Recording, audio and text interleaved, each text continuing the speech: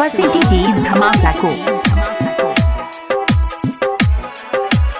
Music by DJ Umesh Sukhipur बाजार।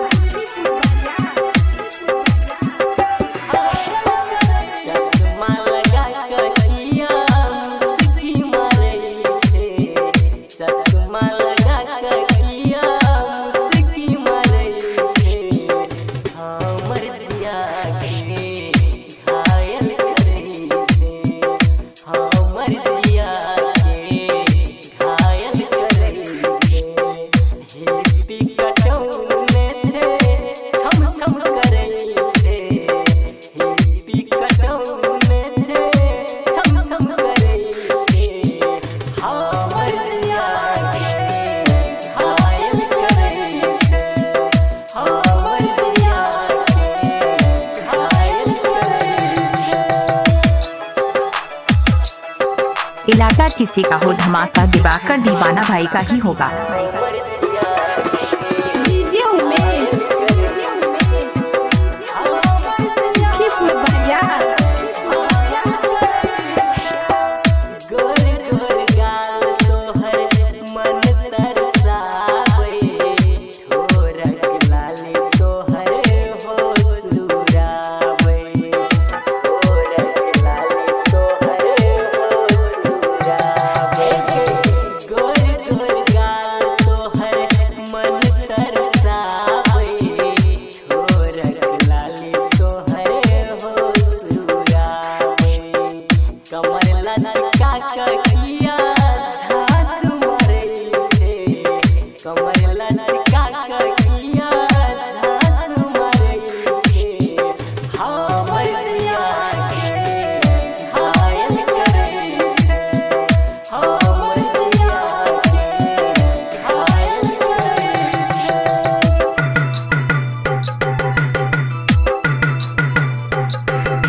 अभी सुन रहे दिवाकर दीवाना भाई।